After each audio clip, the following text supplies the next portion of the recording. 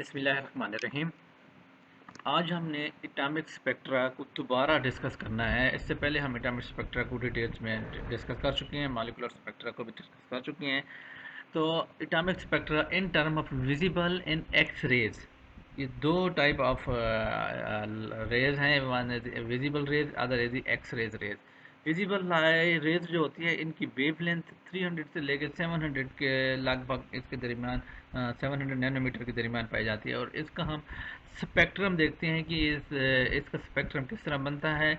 आमतौर पे जब हम बामर सीरीज़ की बात करते हैं तो बामर सीरीज़ में जो स्पेक्ट्रा बन रहा होता है वो विजिबल स्पेक्ट्रा होता है, जबकि एक्स रेज की जो वेवलेंथ होती है वो 0.01 से लेके 1 नैनोमीटर के दरमियान जो लाइट्स हैं, रेडिएशन हैं, उनकी वेवलेंथ की रेंज इसी रेंज में आती है।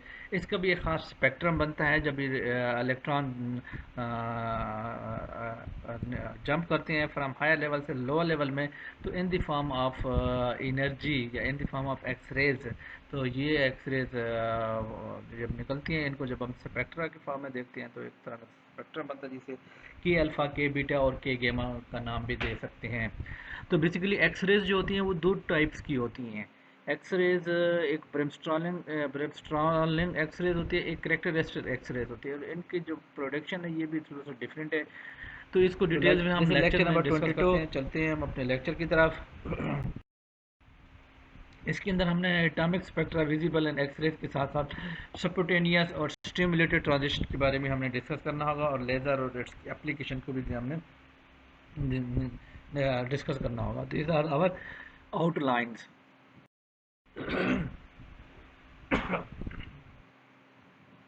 तो इससे पहले जब हम एटॉमिक स्पेक्ट्रा की बात करते हैं तो विजिबल और एक्स रेज की जब हम बात करेंगे तो विजिबल का मतलब ये होगा जिसको हम आम आँख से देख सकते हैं। और ये रेडिएशन से ये लेवल कैसे बनते हैं, तो इसकी जो एनर्जी लेवल डायग्राम में हाइड्रोजन एटम जब निकलता है विजिबल लाइट्स के अंदर ही, तो इसको डायग्राम को हम डिस्कस कर लेते हैं कि इसके डायग्राम में कुछ फारबिडन ट्रांजिशंस हैं, कुछ अलाउड ट्रांजिशंस हैं। अलाउड ट्रांजिशन क्या कहाँ पे होती हैं और फॉरवर्ड ट्रांजिशन कहाँ पे होती है, तो इसके लिए हमने फिगर 42.21 को डिस्कस करना होगा। ये this figure is known as energy level diagram for hydrogen. और इसके अंदर हमने अलाउड वैल्यू ऑफ एल को देखना है for each cell separated by horizontally. और इसके अंदर हमने एन की वैल्यू जो है कि 1 2 3 और 4, अप टू 4 हमने एनर्जी लेवल देखना है। एन इज 1 के लिए देखना है, 2 के लिए देखना है, 3 के लिए, 4 के लिए, 5 के लिए, अप टू हम इन्फिनिटी तक देखते हैं, जैसे कि बम्बर सीरीज में उसकी ट्रांजिशन लाइन्स बनती हैं। और उनके दरमियान भी जो है ना स्टेट्स होते हैं जिन्हें आप फॉरबिडन ट्रांजिशन कहते हैं, और इसमें ये अलाउड नहीं होता। तो इसीलिए हम सिलेक्शन रूल को इस्तेमाल करते हैं। सिलेक्शन रूल का जो ट्रांजिशन का फार्मूला होता है, del l is equal plus minus one, और del m l is equal to 0 व प्लस माइनस वन, या प्लस माइनस एल, सॉरी। तो इस डायग्राम को अगर हम अच्छी तरीके से देखें तो हमें पता चल जाता है कि ये सिलेक्शन रूल कैसे काम करता है। तो इसके अंदर हमने एन की वैल्यू 1 है, तो एन की वैल्यू 2 है, एन की वैल्यू 3 है, एन की वैल्यू 4 है, और n two up to n is equal to infinity. तो these are the energy levels. ये एनर्जी लेवल 1 है, एनर्जी लेवल 2 है, एनर्जी लेवल 3 है, 4 है, 5 है, 6 एंड सो ऑन। तो इसको अगर हम देखेंगे एल इज इक्वल टू 0 के लिए जब ट्रांजिशन होती है, यहाँ पे कोई भी इलेक्ट्रॉन जंप करता है यहाँ से इस लेवल से एंड 2 में आता है, तो ये डायगोनल जंप कर रहा है इस लेवल से इस लेवल में, एल इज इक्वल टू 1 में आ रहा है, 0 से 1 में आ रहा है, और इसी तरह 1 से 0 में जाएगा। तो इसी तरह एल इज इक्वल टू 2 है, तो 2 में से 1 में आएगा, तो एंड सो ऑन ये ट्रांजिशन होगी। और आपको यहाँ पे कलर नज़र आ रहा है, दीज आर द विजिबल्स। तो हम कह सकते हैं some allowed electronic transition for hydrogen atom, these are the allowed transition. Electronic transitions हैं in the colour lines. These transitions must obey the selection rules. इस सिलेक्शन रूल को ओबे कर रही हैं, del l is equal to plus minus one l. तो it means ये नहीं है कि ये ज़ीरो से डायरेक्ट एल ज़ीरो में चला जाए, तो ये डायगोनली मूव करता है। L is equal to zero है तो वन में जाएगा, अगर इसी तरह L is equal to one है तो ये ज़ीरो में आएगा, तो इसी तरह L is equal to two है तो ये वन में आएगा, एंड सो ऑन।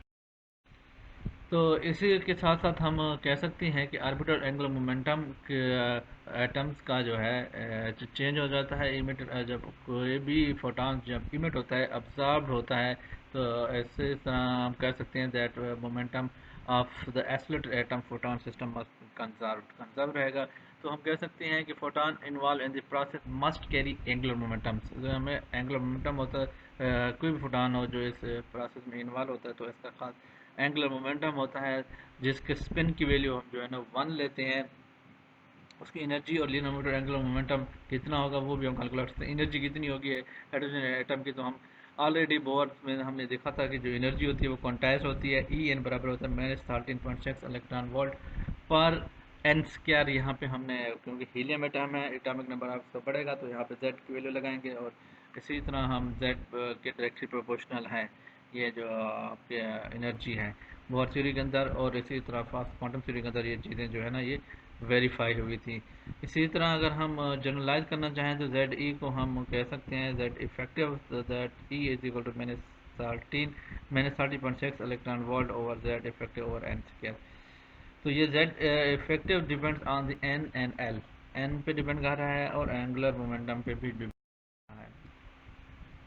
तो ये तो था हमारा विजिबल लाइट के लिए स्पेक्ट्रम। तो हम एक्सरेज स्पेक्ट्रम की बात हम करेंगे। तो एक्सरेज कैसे निकलती हैं, एक्सरेज क्या होती हैं, और इसका एनर्जी लेवल्स किस तरह बनता होता है। तो इसके लिए डिस्कस करने से पहले हम थोड़ा सा हमें पता हो कि एक्सरेज का जो स्पेक्ट्रम होता है वो कंटिन्यूस ब्रॉड कंटिन्यूस स्पेक्ट्रम बनता है। इसको हम 42.22 फिगर के अंदर भी इसको शो किया हुआ है एक्सरे स्पेक्ट्रम के किस तरह ये एक्सरे का स्पेक्ट्रम बनता है। तो इसके लिए हमने ये देखना है कि एक्सरेज होती दो कितनी है, दो तरह की होती है। एक तो ये है कि हाई फास्ट इलेक्ट्रॉन जब न्यूक्लियस के करीब से गुजरता है तो वो इलेक्ट्रॉन न्यूक्लियस की अट्रैक्शन की वजह से स्लो डाउन हो जाता है। स्लो डाउन होने की वजह से वहाँ से जो हाई एनर्जी होती है वो लो एनर्जी में कन्वर्ट होती है और हमें एक्सरेज निकलता है जिसे हम ब्रेमस्ट्रॉलन एक्सरे कहते हैं, जिसका मतलब होता है breaking radiation. That is German words. तो ये वो स्पेक्ट्रम है एक्सरेज का जिसको आप देख सकते हैं वेवलेंथ और इंटेंसिटी के दरमियान जब आप ग्राफ ड्रा करते हैं आपको के बीटा के अल्फ़ा और के बीटा का एक स्पेक्ट्रम मिलता है। यहाँ पे मैक्सिमम पीक मिल रही है और के बीटा, और ये के अल्फ़ा के बीटा क्या होता है जब आप वेवलेंथ इंटेंसिटी को ग्राफ ड्रा करते हैं। दीज आर बेसिकली एक्सरेज के बीटा और के अल्फ़ा, इनकी जो वेवलेंथ अगर हम इसको गौर से देखें तो हमारे पास इसकी जो रेंज है तो that should be equal to 0.012 लेके 1 नैनोमीटर के दरमियान ही होगी। तो के अल्फ़ा के बीटा ये होते क्या हैं, जब कोई भी इलेक्ट्रॉन है ये जंप करता है हायर लेवल से के शेल में आता है, के शेल में आएगा यानी फर्स्ट शेल में जब आएगा तो ये एल शेल से के शेल में आएगा तो उस वक्त जो एनर्जी निकलेगी उसको हम के अल्फ़ा कहेंगे। अगर एम से एस में आ रहा है के शेल में आ रहा है तो के बीटा होगा एंड के गेमा होगा एंड सो ऑन। तो इसी तरह कैरेक्टरिस्टिक्स एक्सरेज क्या होते हैं ब्रेमस्टॉलिंग तो हमने बता दिया कि ब्रेमस्टॉलिंग क्या होती है। तो आज हम कैरेक्टरिस्टिक्स एक्सरेज की बात करते हैं। तो ये जो डायग्राम ऊपर दिखाई हुई है डिस्क्रीट लाइन थी, तो ये भी जो स्पेक्ट्रम था ये बेसिकली कैरेक्टरिस्टिक्स एक्सरेज का था। तो कैरेक्टरिस्टिक्स एक्सरेज जब हायर लेवल से जब के एल लेवल से एम लेवल में या एम से एल में आता है या फिर आप एल से के में कोई भी इलेक्ट्रॉन जंप करेगा तो एल में आमतौर पे क्या होता है कि वहाँ पे एनर्जी जो है ना वो ज़्यादा होती है, जबकि है के में एनर्जी कम होती है। हायर लेवल से लोअर लेवल में जब आते हैं तो डिफिनेशन एनर्जी जो होती है E2 माइनस E1 यूँ कह लें कि वो जो फोटॉन्स इमिट होता है उसको आप कैरेक्टरिस्टिक्स एक्सरेज कहते हैं। तो इलेक्ट्रॉन की जो sufficient energy to remove inner तो ये नहीं होता कि खुद ब खुद वहाँ से इलेक्ट्रॉन जो है ना वहाँ उसके लिए ज़रूरी है कि जब तब करेगा जब उसमें डेफिशिएंसी होगी। तो वहाँ पे इतनी डेफिशिएंसी हो कि वहाँ से इलेक्ट्रॉन जब जब करके इजीली वहाँ पे आ जाए। तो इसी तरह हम कह सकते हैं कि उस वक्त जो जितना भी टाइम लगता है इस सारे प्रोसेस को 10 के तक -9 सेकेंड ये लग जाते हैं।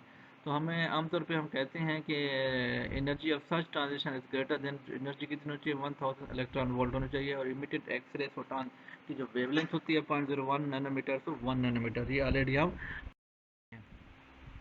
इसी तरह के अल्फ़ा के बीटा टाइप क्या है, अगर हम इस डायग्राम को देखें तो हमें पता चलता है कि अल्फ़ा क्या है, के बीटा क्या है। जब एल से कोई भी इलेक्ट्रॉन जंप करके ट्रांजिशन करके के शेल में आता है तो उस वक्त जो भी एक्सरेज निकलती है वो के अल्फ़ा कहलाती है। अगर एल से आ रहा है के में तो के बीटा कहलाएगा। इसी तरह एम से एल में आ रहा है तो के अल्फ़ा कहलाएगा, एन से एल में आ रहा है तो के बीटा कहलाएगा, एंड सो ऑन। अब स्पोटोनियस एंड स्टिमुलेटेड ट्रांजिशंस क्या होती हैं, ये बेसिकली आमतौर पे हम लेज़र के अंदर इसको डिस्कस करते हैं। लेज़र के लिए इसका हमारा नेक्स्ट टॉपिक है। तो उससे पहले हमें थोड़ा सा पता होना चाहिए स्टिमुलेटेड एब्जॉर्प्शन क्या होती है, स्टिमुलेटेड इमिशन क्या होती है, स्पोटोनियस एब्जॉर्प्शन क्या होता है, स्पोटोनियस इमिशन क्या होती है। और उसके बाद हम लेज़र एक्शन की तरफ जाएंगे, पॉपुलेशन इन्वर्शन की तरफ जाएंगे, और उसके बाद हमें नॉर्मल पॉपुलेशन क्या होती है, ये सारी चीज़ों का पता होना चाहिए। इससे पहले हमें पता है कि ये एनर्जी लेवल जो होते हैं E1 E2 और E3, ये वो एनर्जी लेवल्स हैं जो आपके n=1 के लिए है, 2 के लिए, 3 के लिए, 4 के लिए। ये एनर्जी लेवल हर एटम की डिफरेंट होती हैं, और हर एटम्स की एनर्जी लेवल में जहाँ से इलेक्ट्रॉन पाए जाते हैं उनको आप एनर्जी लेवल्स कह सकते हैं। होता क्या है बेसिकली, इसको हम डायग्राम से अच्छी तरीके से डिस्कस कि ये डायग्राम को देखें, दैट इज स्टिमुलेटेड अब्जॉर्प्शंस। ये हमारा एनर्जी लेवल E1 है, ये एनर्जी लेवल E2 है। तो E1 और E2 है, यहाँ पे इलेक्ट्रॉन या एटम्स यहाँ पे E1 में पड़े हुए हैं, ग्राउंड स्टेट में। अब आपने स्टिमुलेट अब्जॉर्ब करना है, तो आप ने क्या करना होगा कि जब स्टिमुलेट कहते हैं किसी के ऊपर फोर्स करना, यहाँ से कोई भी फोटॉन्स जिसकी एनर्जी जो है HF के बराबर होती है, ये जब इसमें से पास होगा तो ये एटम जो है इतनी एनर्जी अब्जॉर्ब करेगा। अब्जॉर्ब करने के बाद जंप करके हायर लेवल में चला जाएगा इसके ऊपर, इसमें। जब ये इसमें चला जाएगा तो उस वक्त हम कहेंगे कि स्टिमुलेटेड अब्जॉर्प्शन हुई है। तो इट मीन्स ये इसके बिफोर है, ये अब्जॉर्प्शन करने के बाद आफ्टर यहाँ पे होगा।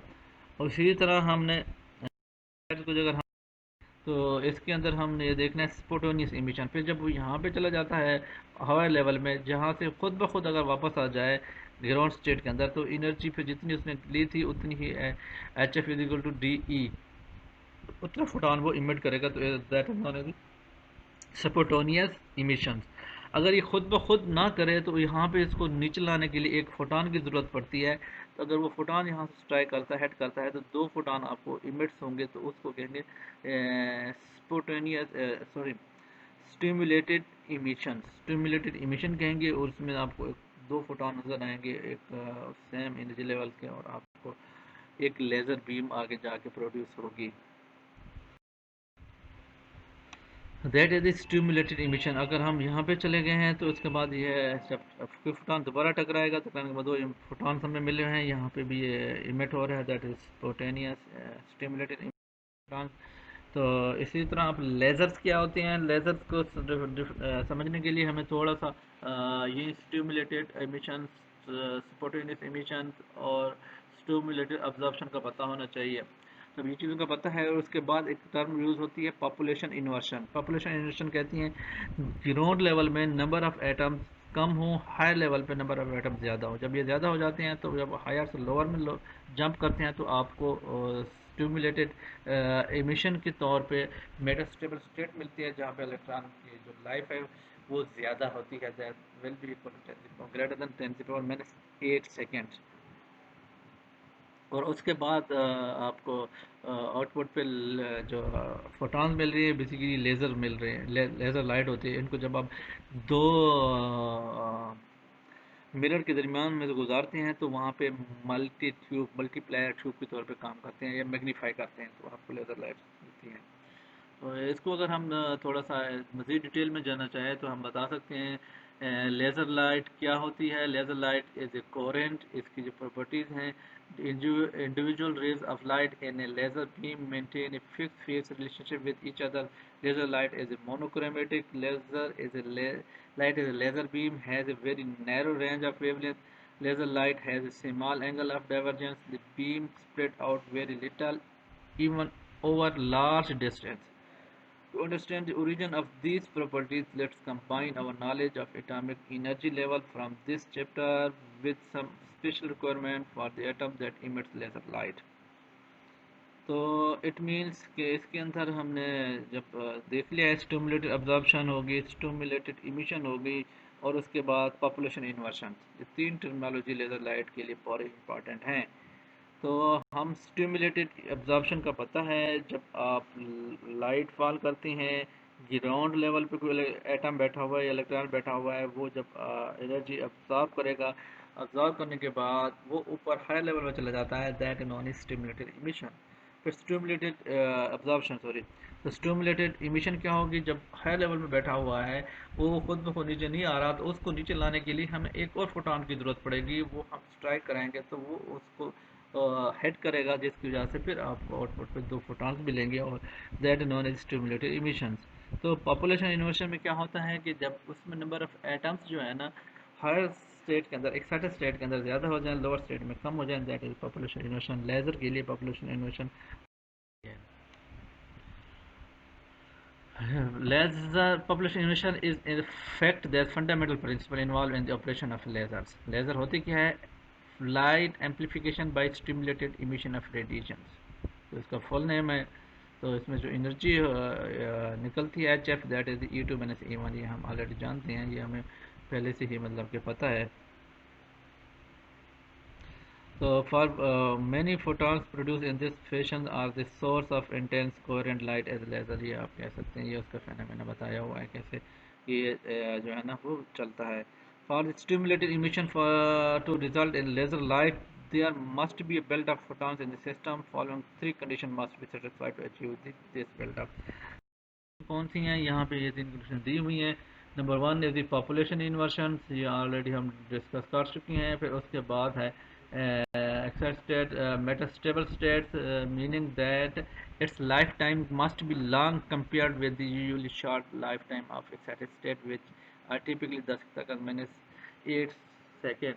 ये मेटास्टेबल स्टेट्स, ये भी आपको पता होना चाहिए। और उसके बाद हम जो चीज़ आपको यहाँ डिस्कस करेंगे, emitted photon must be confined in the system long enable them to stimulate further emission from the other excited that achieved by using a reflecting mirror। तो ये मिरर जो है ना, इस उसी लेज़र के अंदर यूज़ किए जाते हैं, जिसमें से एक जो है तो पार्शली रिफ्लेक्टिंग होता है, एक टोटली रिफ्लेक्टिंग होता है।